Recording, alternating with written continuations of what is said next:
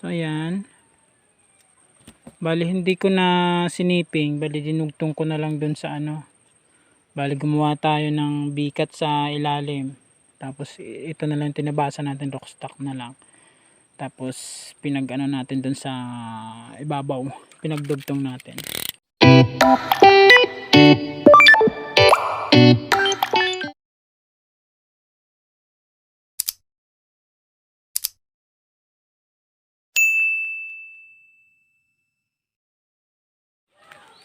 So good morning guys.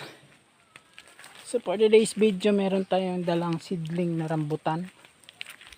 So mag-i-in-arch tayo ngayon. Susubukan na naman natin to. Para mag-trial and error na naman tayo guys. So ayan, ito lang. So guys, no, tuloy tayo no. Dito tayo sa ating matandang rambutan. So ayan dito guys. Saging pa yung ano natin dito. Saging pa itanim. So hindi ko pa natapos ng linis. Ayan, madamo pa. So ito, mag-spray pa tayo ng herbicide kahit isang beses lang. Para medyo mabawasan yung damo. Tsaka ulit.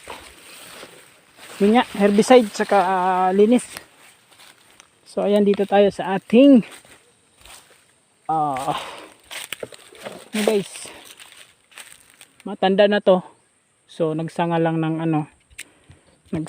ng panibago. So okay na yan kasi namungan na rin dati to. Nagsanga ng lang, bali pinutol lang muna kasi kailangan. So ayun, mag-ano tayo,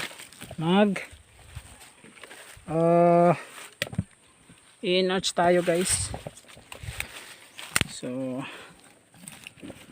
magta-try na naman tayo ng paraan natin ano.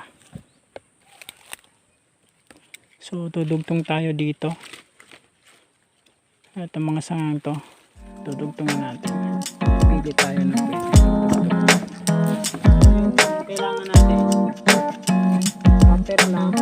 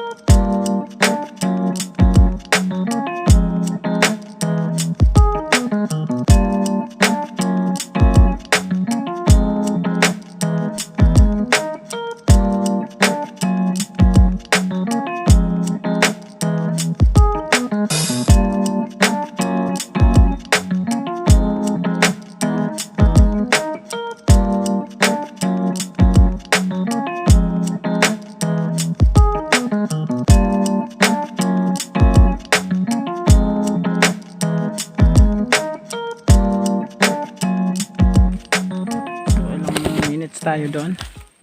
10 minutes tayo no? So ayan, bali hindi ko na siniping, bali dinugtong ko na lang doon sa ano. Bali gumawa tayo ng bikat sa ilalim. Tapos ito na lang tinabasa natin, rockstock na lang. Tapos pinag-ano natin doon sa ibabaw, pinagdugtong natin. So sana mag-successful no. So meron pa ba ditong ito maganda pa sana to guys oh. So, meron tayong nauna dito. So, dinikit lang natin to. So, ewan ko lang kung mag-ano yan. Gagana. So, ito. Ito siguro. Ito pwede pa to. Maganda. So, post ko na lang muna. At least nagawa natin yung isa. So, mag-ano pa tayo ng isa guys. So, thank you very much. Salamat ng marami sa pagsubaybay. Thanks for watching guys.